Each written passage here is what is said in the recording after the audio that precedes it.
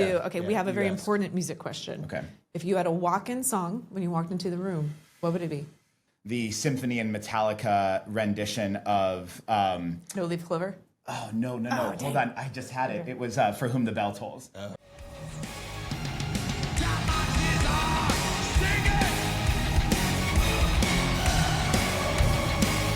Which is just phenomenal. That album is phenomenal. It is very underappreciated.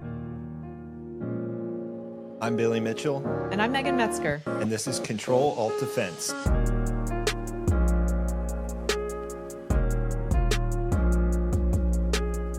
We're back.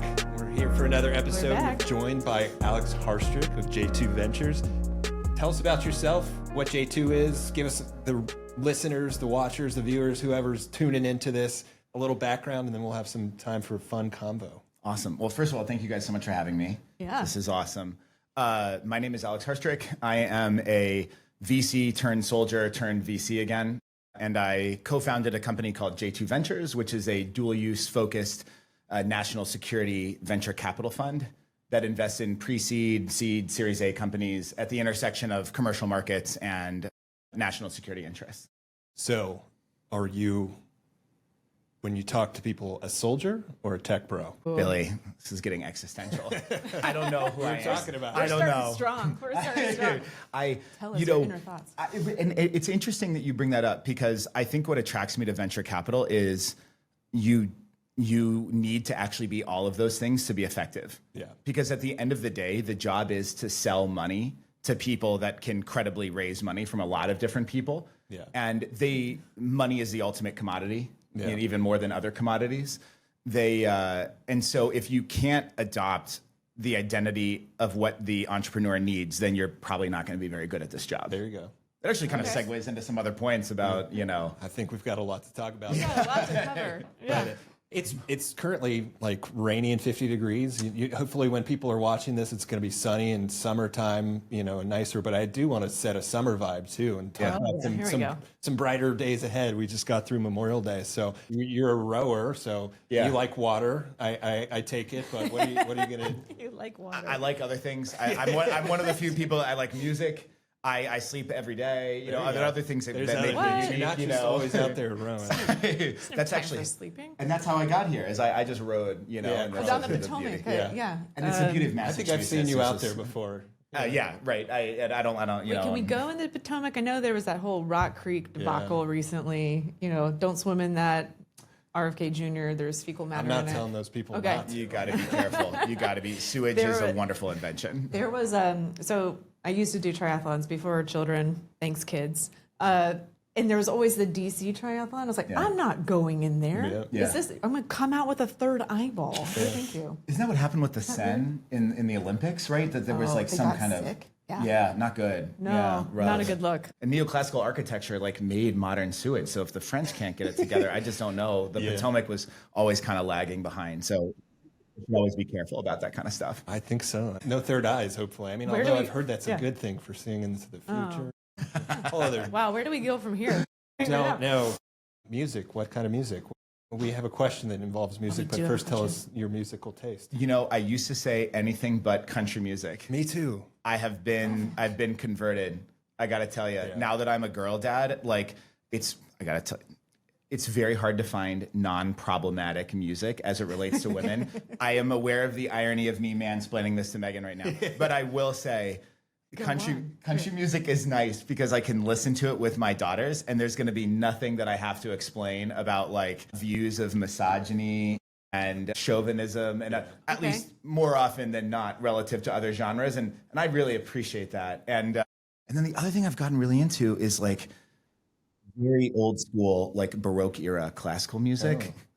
Don't ask me anything specific about it. I'm not an expert. I don't have right. That's good because I don't know the question asked. But it does make me sound more erudite to say that, right? That's definitely, which is why I've been rehearsing that. Yeah. No, maybe I'm failing because I am married to a classically trained musician, so I should know more about these things. But really, what was his instrument? He's a drummer. Really? He's way cooler than me. That is pretty cool. He's a paid drummer. He's in the president's zone, so his sole job is to play music at the White House. Oh wow! Welcome to DC. That. Yeah. I knew he was a drummer, but I didn't know that. That's awesome. Paid drummer. Paid drummer. When is the most busy time for him? Summer gets busy because they do parades and concerts at the Capitol and all of that. And then holiday season. This past holiday season, last administration went out with, I think every day was some kind of event and a party. Does that mean he'll be in the Army parade coming up? No, he's retiring right on time. Really? What, July 3rd? Or? Next week? I don't know. Yeah, he's on his final countdown. Yeah. Anyways, Cool. we're here to talk about ventures. Yeah, well, I guess my invite to the retirement party got lost in the mail. We have one more music question. We do. Okay, we have a very important music question. Okay. If you had a walk-in song when you walked into the room, what would it be? Not that I've thought about this. There is the song shifts depending on broad attitude. But if you've seen the Netflix series The Gentleman, I have not. Okay. okay. First of all, it's fantastic. Okay. It's an adaptation from the Guy Ritchie movie of the same name, and there is a song in it, and I'll have to think about like a better way to kind of communicate this. So. It's either the song in that, which if I remember the name, I don't remember the name of the artist, but is Baddest Bitch. It just has a wonderful interlude. And then the second would be the Symphony and Metallica rendition of... No Leaf Clover? Oh, no. Hold on. I just had it. It was For Whom the Bell Tolls, which is just phenomenal. That album is phenomenal. It is very underappreciated. And in San Francisco in like, what was it, 1998? And they recorded all of that. And this comes back to my original point, Billy. Music used to have this like soul to it. Yeah. And streaming platforms have made it such that music is optimized for the emotions you play it. Sure. And not necessarily the work that went into it. And so there's a lot of this like lack of artistry and kind of modern, and that's what just makes it hard to listen to. I get that. I could talk about music all day. But we could do this all day. I'm going to pivot here. We're going to talk about venture, which apparently you know some things about. So they tell me. But I want to start off, I think we're in a moment in time in this current administration with everything going on. If I'm going to go into the rewind machine, 9 years ago when we started Decode, the whole, the mission was let's find venture-backed commercial technologies that the government really needs, but they're avoiding the market like the plague. And the first thing I did was I emailed 500 venture capitalists and said, I'm not raising money. Yeah. This is what we do. I had a 40% response rate, which was crazy. Yeah. And a lot of it was, we don't understand the market. If you're telling us you can, I'm mildly interested. I had a couple, like, I will tell my companies to avoid the market like the plague. Yeah.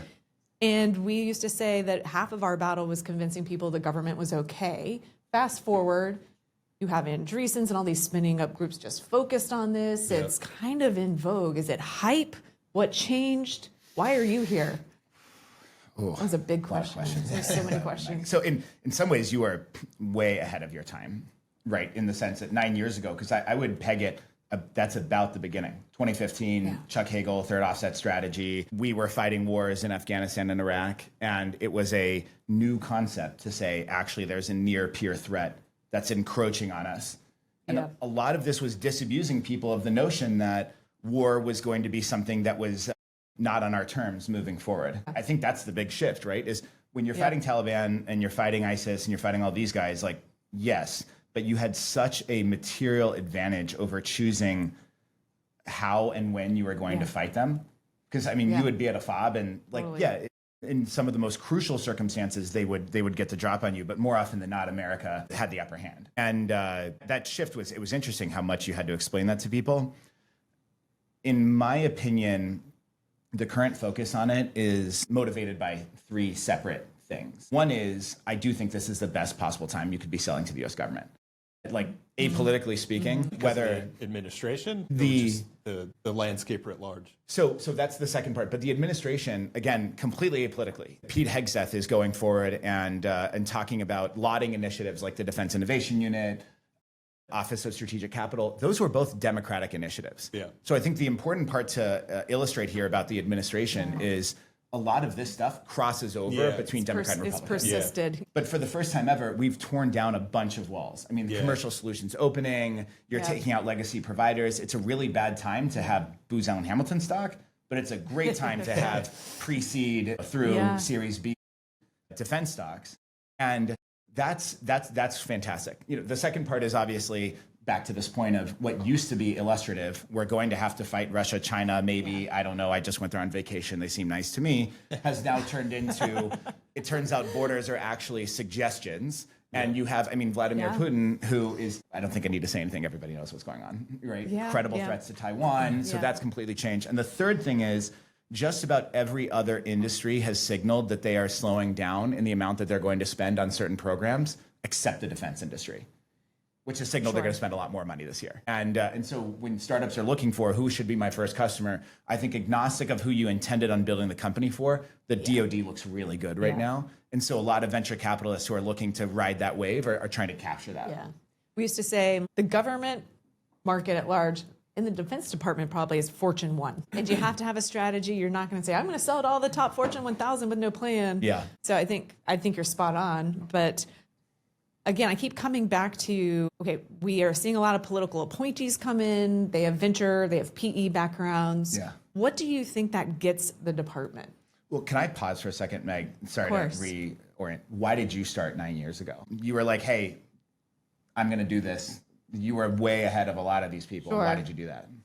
So I'll try to give you the short version, but some of it, I've been in the government IT space for most of my career. I have an engineering background and a marketing background, but at one point in time, I worked for a large integrator, and I remember that was my first point of inception. And I said, why are they paying us this much money to build this shitty of software?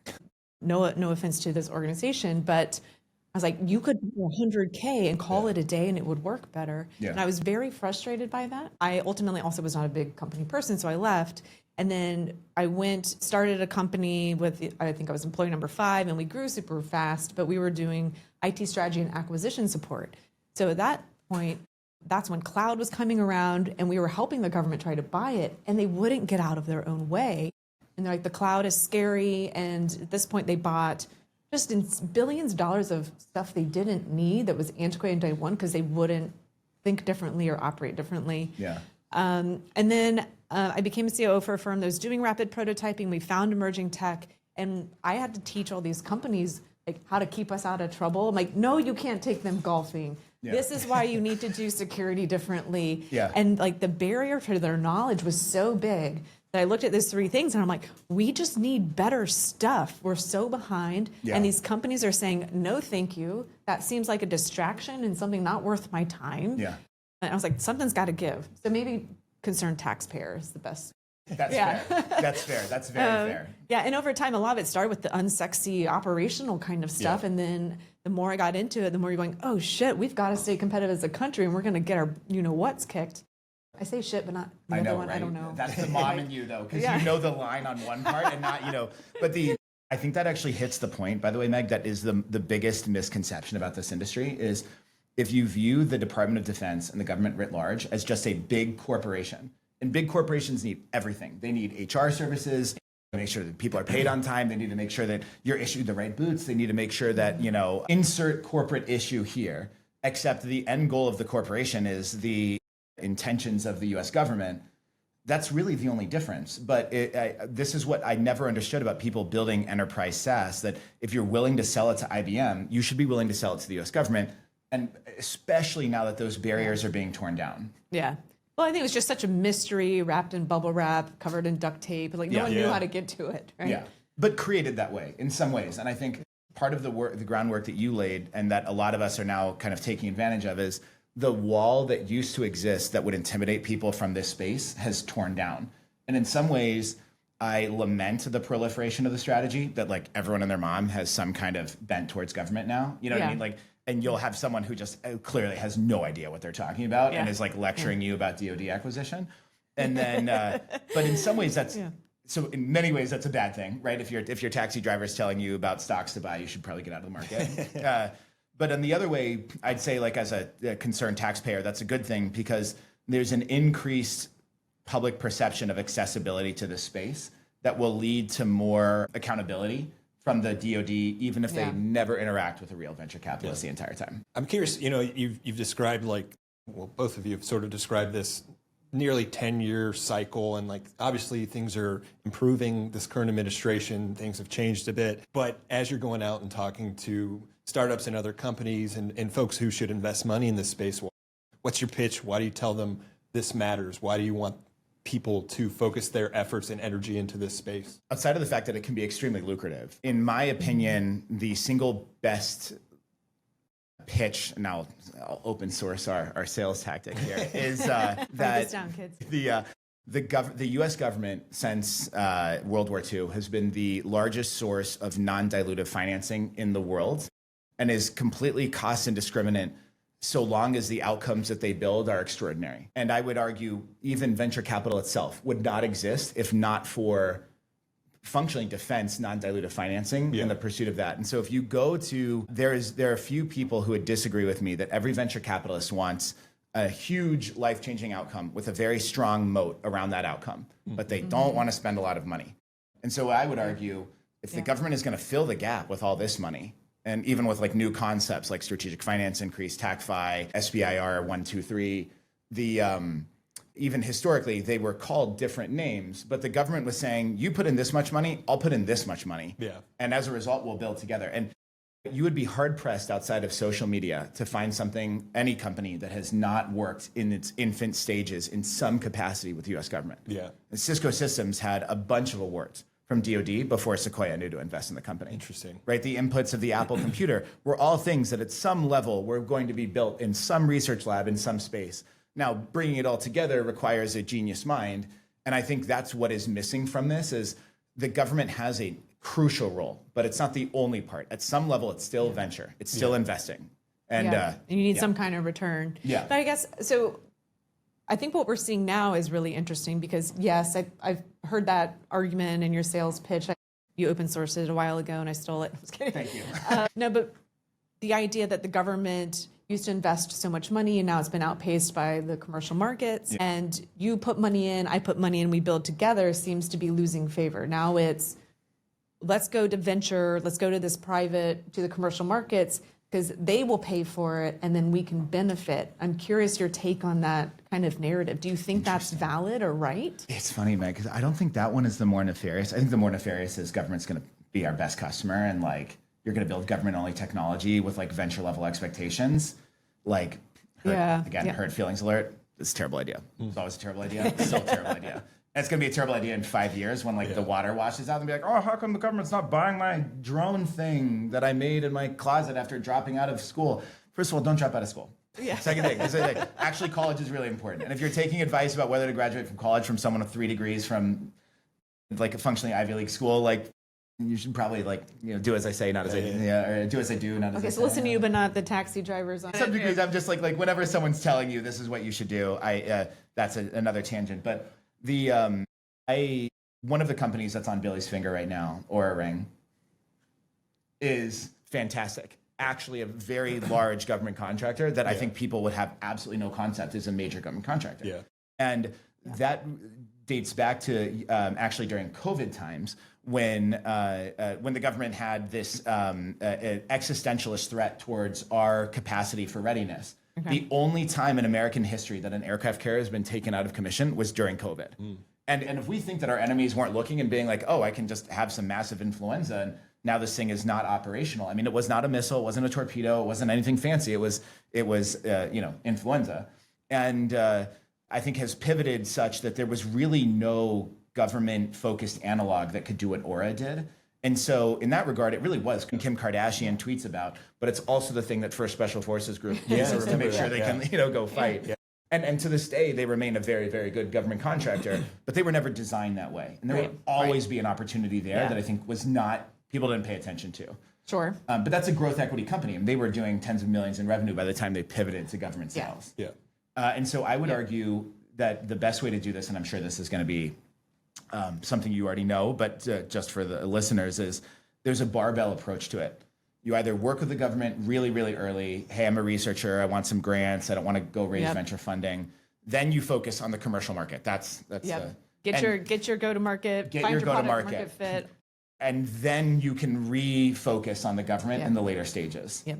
And that is, nobody owns the rights to that. And for some reason, people keep coming and being like, no, I'm not going to do it differently. And I'm like, go for it, man. Try. Yeah. Right? Like, I was really interested in what you said, though, building specifically for government, that's because we see a lot of people doing that right now. So why, I mean, I understand in a basic sense why that's not a good idea, because, you know, you could put yourself out of a job. But what's your take on it? Why is that so bad for those, especially in the defense space, people who are building defense technology, defense weapon systems, why that could be a bad, you know, thing for them to do? I like to first of all, to state the obvious, that I don't have a monopoly over being right on all of this stuff. Sure, so I'm sure. sure a lot of credible people are going to say Heard that I'm here wrong. First. Right? Yeah, you know, yeah.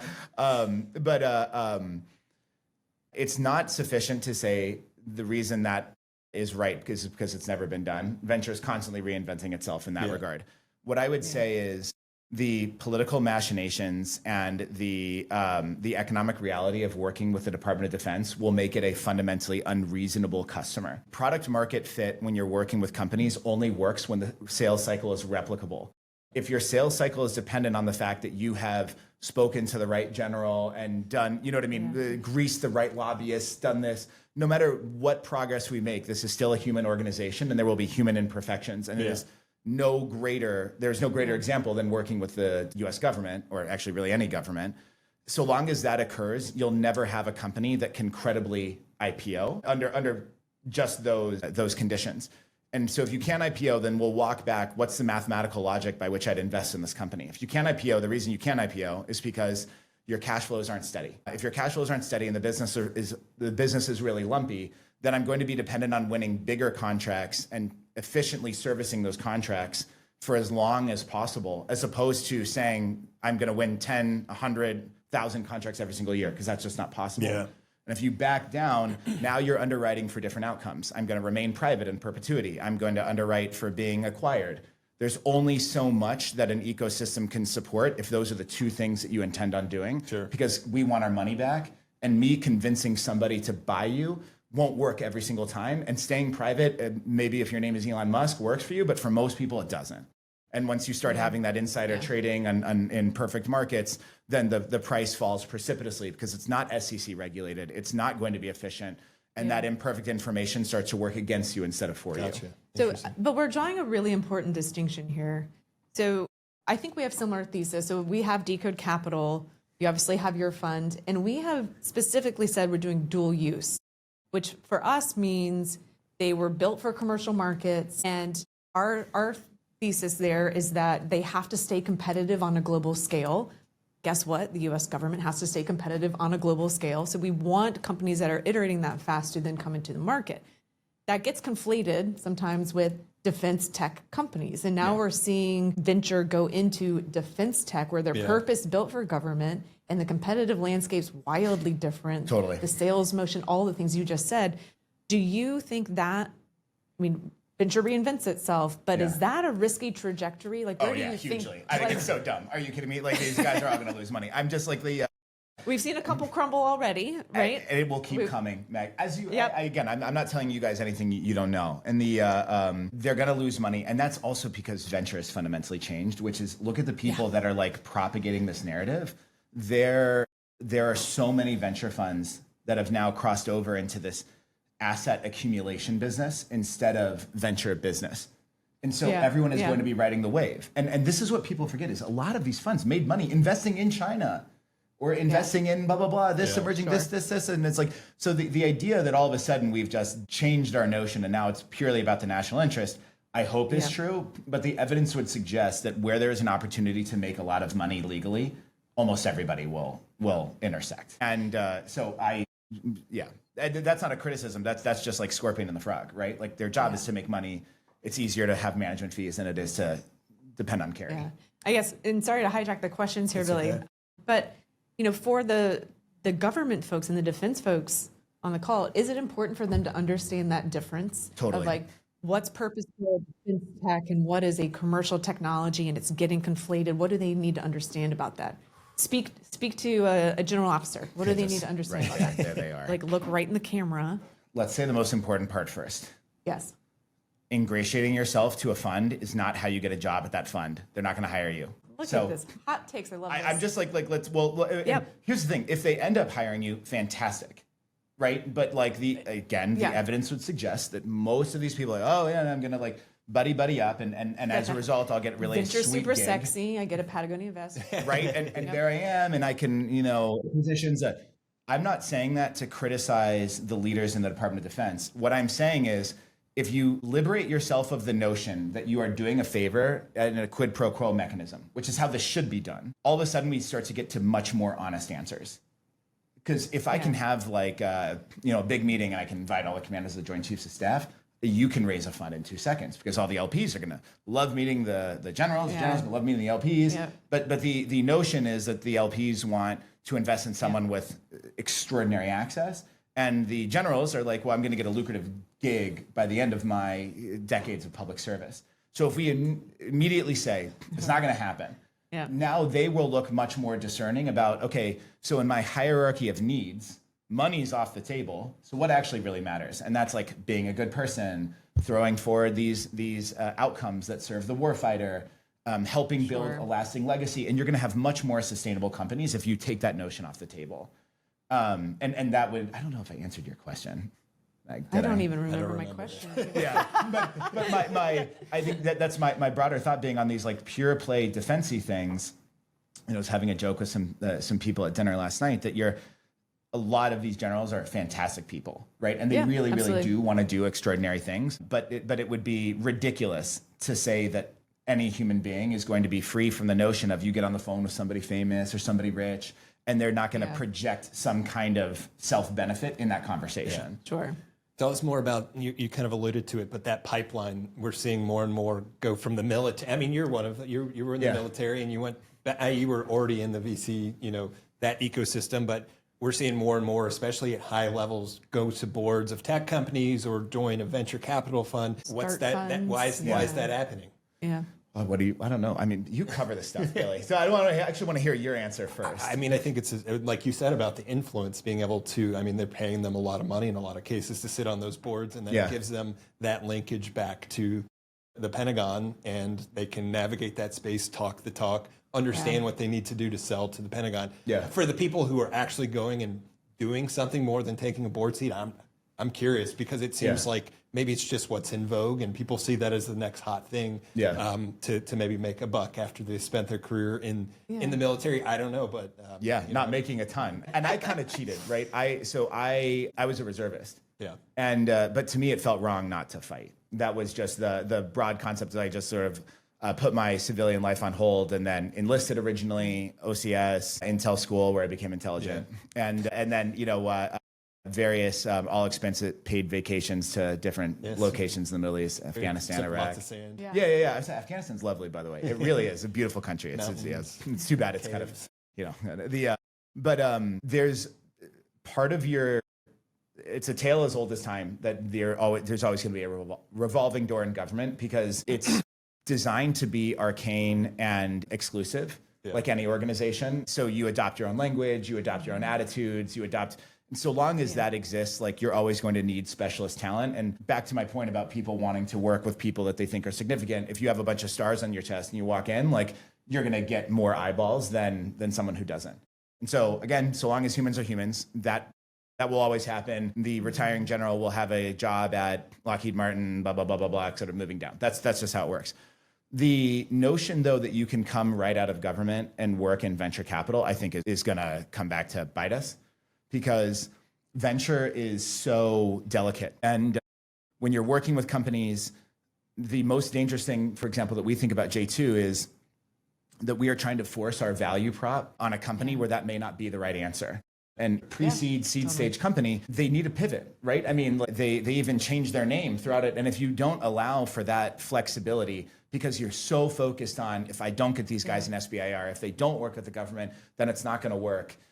That's the easiest way to kill a company, or even worse, make a zombie company that like knows neither life nor death, and it is kind of again like a limping along with no brain, right, of a different kind. And this comes back to follow the influence, and that's because these VC funds, everybody wants what the other guy's having, right? I mean, we can criticize an Andreessen or whoever all we want, but like life is pretty good if you're a Mark Andreessen, right? Yeah, And, your management fee is a little higher than mine. and so you're there, and it's like, and so I think it's so funny that there's this like Harvey Dent aspect to a lot of this, where it's like you either like die the venture capitalist or live long enough to see yourself become the IRA.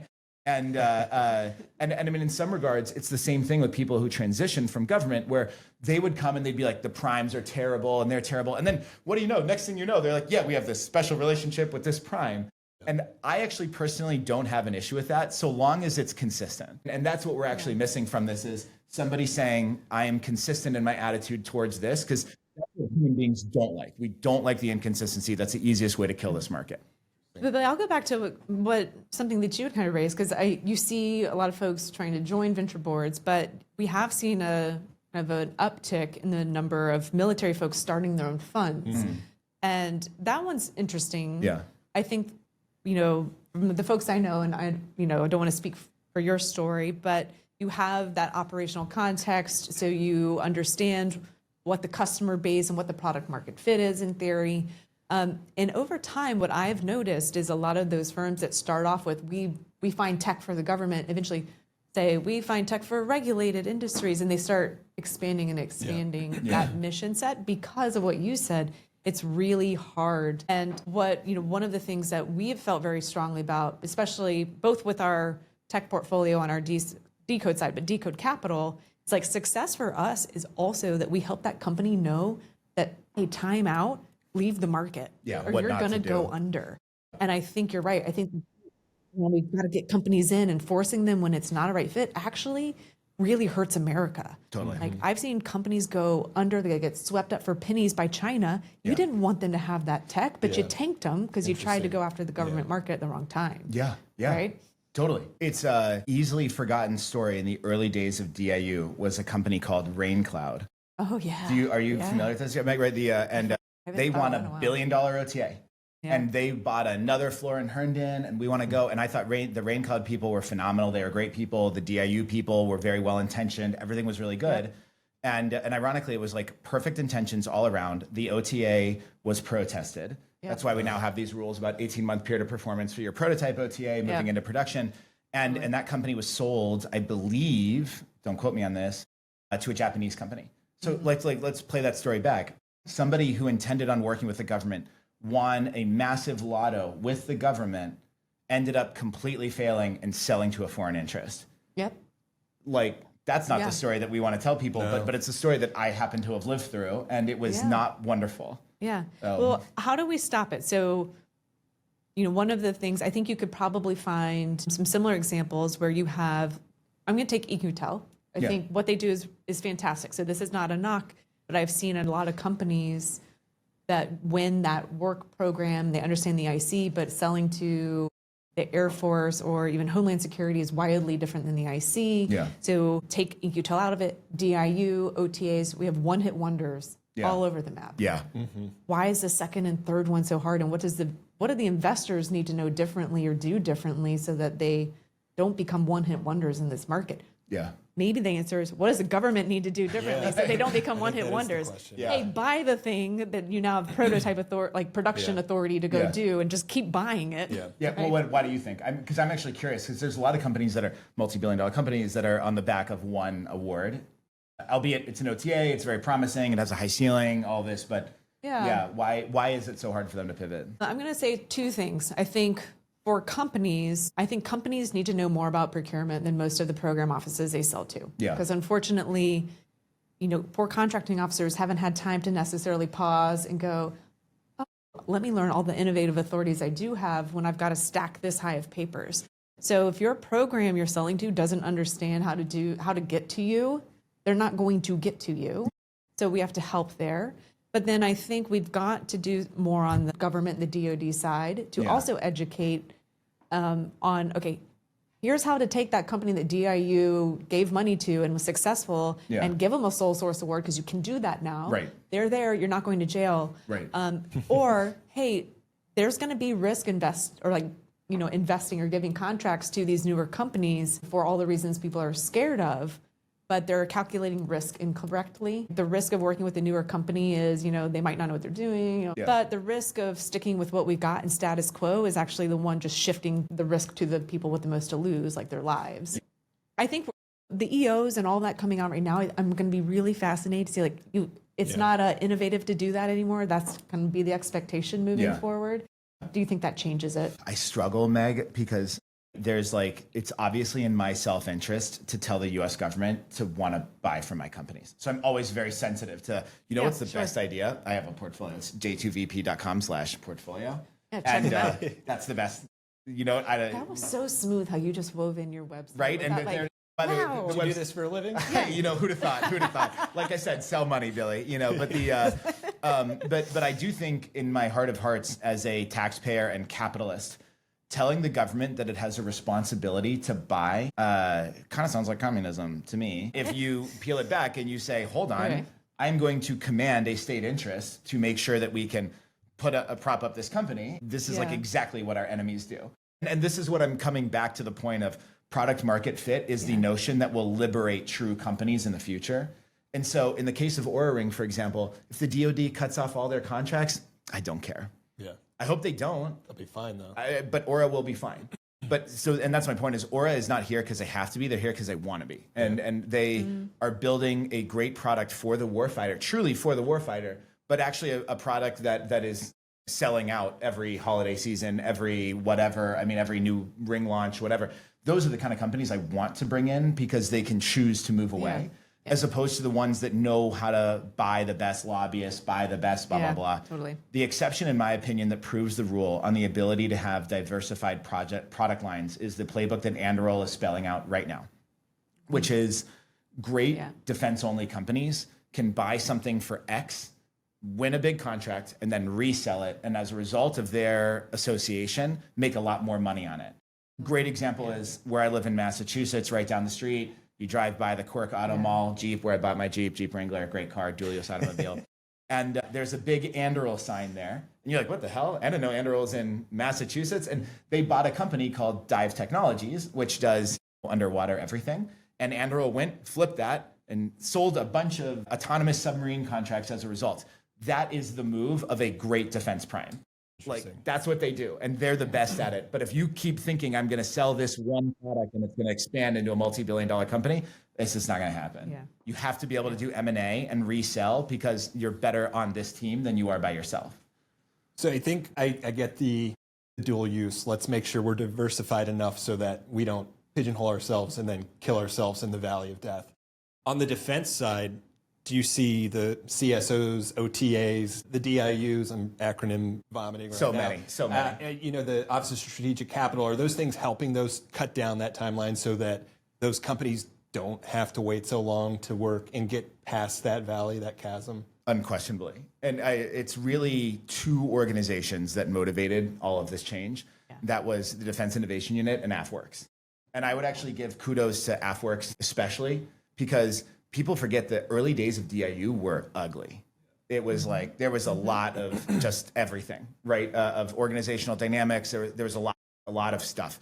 AFWorks didn't have that, which I'm very impressed by. When they would do drops, because I eventually betrayed my arminess and then worked in the AFWorks SBIR portfolio and launching with a bunch of really talented guys, something called Strategic Finance Increase. We would get drops and they would say, you need to review 2,000 awards over the course of 3 days. And nobody complained. Everybody, they were all on, they had a process, we had documents, we had amazing sharing. Everybody's working 14 hours a day. And it was and if you think about it, most of those contracts didn't get protested. They didn't have any interpersonal dynamics. If I told you the name, I'm going to throw it out. He would never brag about himself, but a very close friend of mine, a guy named Jason Rathje, you would have no idea. Heard of him? Know the guy. Right. But he is central to all of these. And Jason does not want you to know who he is. He's actually the director of Office of Strategic Capital, amazing guy. That was the personality that they attracted. And the other 4 guys that we worked with very closely there, amazing people, are all doing something else. None of them are LinkedIn influencers about how to win Air Force contracts. They are working on other things, doing other things. Yeah, it was fascinating. So, since we've been at this for 9 years, early days, we would actively tell companies hey, you need a PhD to figure out an SBIR, avoid them like the plague. That's not where your fast money is. And when AFWorks really put SBR and like flipped it on its head to focus on dual use and say like, okay, now that first stage could really be considered like bravo, because that was never used before. SBIR, we kind of forget now. Yeah. We associate it with, new companies, but no, that is a recent thing. Yeah. Totally. They changed the attitude. DAU now is a well-oiled machine. They have things like NSIC. They have really, really got their bearing. And it was great. It was awesome to kind of see it in action. But there was a lot of like culling. I mean, in original days, it was like you had service leads oriented, and then you had your different verticals against industries. And then that kind of changed. It kind of meshed together. Do we want people who really understand industry? Do we want people who are new to industry? And now it's fantastic to see. But those two organizations independently changed the view of the entire market. It's very difficult to appreciate, but they've done amazing work. Here's my question. So we talked about Office of Strategic Capital. I know we've seen the government kind of like, maybe we should start a fund to invest in hardware, all of these things. Should the department do their own investing? Absolutely not. Sorry. Yeah. No, I agree. It can be more nuanced than that. It can be more nuanced than that. I have no nuance because I agree with you. So the problem with investing, as you know, Meg, right, is that it's really hard. It's really hard. And it seems a lot sexier than it really is. Right? And like, you add that to the dual problem of everybody thinks they can do it. Yeah. And I'd be like, let's just be clear. Giving people money is not special, right? I mean, I walked here, I gave 4 people money. I don't own equity in any of those businesses. That's just DC. But so everybody thinks when they see, oh, what do? You invest in early stage company. I know early stage companies. I encourage everyone, go on LinkedIn, change your tagline to family office. You will see how easy it is to give away money in America, because everyone's going to inbound. I have this idea, I have this idea, I have this idea. And you're going to think that what we do is we consult a list and we say, okay, you did that, you did that, you did that, therefore money. I come back to the initial point that sounded tongue in cheek. I sell money. I don't give away money. Banks give away money. My job is to figure out a place where I can park money in exchange for equity such that the cost of capital is worth it to the company because of the corresponding growth rate. And that's where the DoD, if you are just getting paid a salary, you'll never understand the incentive structure is not. Yeah, and the incentive structure can't be aligned. And it can't be, because the first thing that they would say is, well, then let's go give everybody carry, right? And I would, okay, the person who can get a job at KKR and have $100 million by the time they're 40 is not going to exchange that to work for the Department of Defense. So you must understand you're only getting the people that couldn't get a job somewhere else. Yeah. Implicitly. Yeah. Well, I think it's just back to your concept, like, or can people be good at it out of the gate? One of the things I was I've been fascinated by. So when we started Decode Capital, we see hundreds of companies a year. So we had the deal flow, you know the story. And we had opportunities to go into some of these deals with all the tier ones. I'm not going to name them. And the rounds were really competitive. We couldn't get in, but we were able to get in. We look at the math, and I'm like, the math is not mathing. And all of these firms are just like lemmings jumping off the cliff and investing. And then sure enough, this company was a unicorn, now pennies on the dollar. And so there's also some of that. It's not just a skill set with a checklist. You can go, yep. You can't just also then say, I'm going to follow the tier ones, because Lord knows they're also kind of just making it up as they go. They just have more to make it up with, though. There's something nice about that. It's interesting to see so many new players coming into the market and starting funds, and I don't think that's inherently bad, but you're going to see rises and falls of the number of firms that actually can do it. Totally. This is an art, not a science. I'm not going to go as far as to say like it's completely undisruptible, like it gets disrupted all the time. But my point being, it's very easy to feel right when you are right. And like that was more purely skill than it was a combination of luck, skill, determination. Right. And the fortunate thing I'd say about J2 is our loss ratio is actually extremely low. Now, which is great, right, in some regards. But in other regards, the evidence would suggest that funds that fail more are actually more successful than ones that fail less.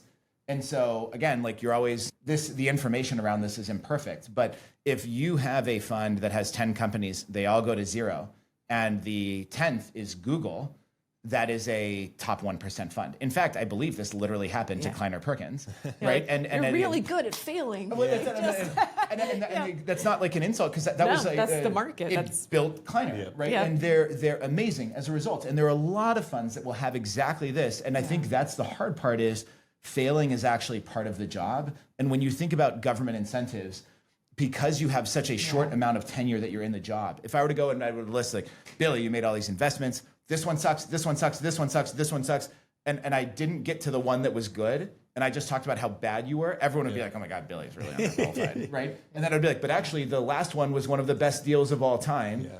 And venture requires a certain amount of patience, and in my opinion, like you kind of have to want to get beaten up on the way, right? Yeah. Like if you don't like rejection, don't. If you right, and watching the companies and the stress and the this and that actually is part of why you gotta want to do it. Yeah, by most accounts, a very difficult way to make money. So. Should we close out with like a rapid fire round? Let's do it. All right. These are my favorite. Let's talk rapid about fire. So that means so like short on answer. Quick. Yeah. Short is not my strong suit. I know. Yeah. Okay. I'm a volleyball guy. Yeah. Go on. We'll try it for you, Billy. I'm picking up on that. What's a myth that you think that you'd like to bust about venture in the defense space? Most people have no idea what they're doing, and just because they're a venture capitalist doesn't mean they're smart. Oh, I like that. Hot. That was great. Good, right. That's like the one thing, because I met this VC. So what? Yeah. You want to go? Do you want me to go? I don't think I can top that one. Give me a new one. I'm reading off the list that you provided. Budget cuts, good for innovation or bad for risk taking? You first, Meg. Both budget cuts drive innovation. I would agree. Yeah. If you could change one thing about how the DoD works with startups, what would it be? Do less. Do more with less. Build scarcity within your own budget about how you're going to build something. Put in the work in advance to figure out what your prepared mind thesis is about what you want to see in the outcome, and waste companies' time less. Don't be afraid of rejecting somebody. Congratulations. Thanks for coming forward. We're not going to work with you in the future. I found the model that I want, and move on and do it quickly. A fast no, way better than a long maybe. Yes. All day. The business development cycles on this are absurd, and they're not even business development cycles. They're just appeasing middle management. That's the list. So that's the list. I do have one. I want to add one thing. I was just talking to some various general officers over more of the R&D arms, and we were talking about venture, and the thesis was the government should build and spend R&D on things the commercial market can't or won't build. Yeah. It should spur markets for up and coming areas that the commercial market could tap. Yeah. DoD can be a huge market driver. Yeah. And then just buy all the other shit. Yeah. Is it we have to choose one? No, I think that should be the strategy. Oh, 100%. That should be the strategy. The DoD's job is to make markets for things where the market doesn't exist. Yep. That's what also kills me. That's coming back to my point of like those early days. We would not have Cisco systems. That's the example I can tell you. We can peel back the awards. It's $350 billion company. Fantastic. If the DoD did not will these things into existence in a price indiscriminate fashion. And that is what makes America amazing to build in. Again, since World War II, was that your government does have your back. We have this entire broad swath of national labs. We have academic funding. We have all of these awards that you can get. That is why we are beating everybody else, because we have perpetual deterrence through perpetual innovation. And the best stuff from the best people happens here. And that, I hope, will not ever change. I don't think it's going to change. That's what makes America an amazing place. That's super interesting, because that's what you talk about, the race to AI. Yeah. People are worried about China because they force it. It's communist. They can inject that, as you said earlier. It's not an open capital market. So you're confident that our sauce is the winning secret sauce, or whatever you want to call it. I don't worry about AI. Most of the Chinese innovation is stolen from us, right? Yeah. So long as we have the right market incentive, what we should be worrying about is telecom and infrastructure, right? Huawei is a juggernaut. I had a Huawei puck in Afghanistan in a military base, right? And I'm like, this was straight up a spy company. And I had it on a military base, using it to call friends and family. And I inherited the Huawei puck from somebody else who was also in the military. And you could not find a better collection tool. Oh, Lord. We don't have a response. America doesn't have a response. If when we peel back Huawei, what do? We're going to use another foreign power in order to get this done. And so long as the good people at Nokia and Ericsson, who are amazing and come from great countries, I'm not accusing anyone of that. All I'm saying is America literally doesn't have a response to this. And so if you AI, I'm going to have to send it to you somehow, and that's going to go through a bunch of legacy infrastructure that hasn't been updated for like 30 years to get back to your fancy device. But the interim where we're not looking is the place where the DoD should interject itself and should change this, because it's a massive vulnerability. We can do that next podcast. I won't keep you guys. That's a whole other one. I love it. Yeah. Okay. Can I ask? I have a closing question. Go for it, please. All right, do. you've been on MSNBC, big time. Was this more fun? No comment. Oh, wrong answer. I had a great time. I had a great time. He needs to get asked. I had a great time. I will. Let's. Show's canceled. So, you gotta do. This was fantastic. I had a fantastic time. Okay. There's just nothing like Andrew Ross Sorkin digging into you, though. You know what I mean? Where you're like, man, this guy's fair. really good. You kind of get why heads of state crumble in front of him. And so you guys are fantastic. I've been there a couple times. I gotta see. We got to up our see. game, Billy. Yeah. I gotta see. We'll try harder in round 2 Guys, to really dig into you. I had a great Okay. time. This was super fun. Thank you very much for inviting me. This was phenomenal. thanks for coming. Thank you. Yeah, thank you.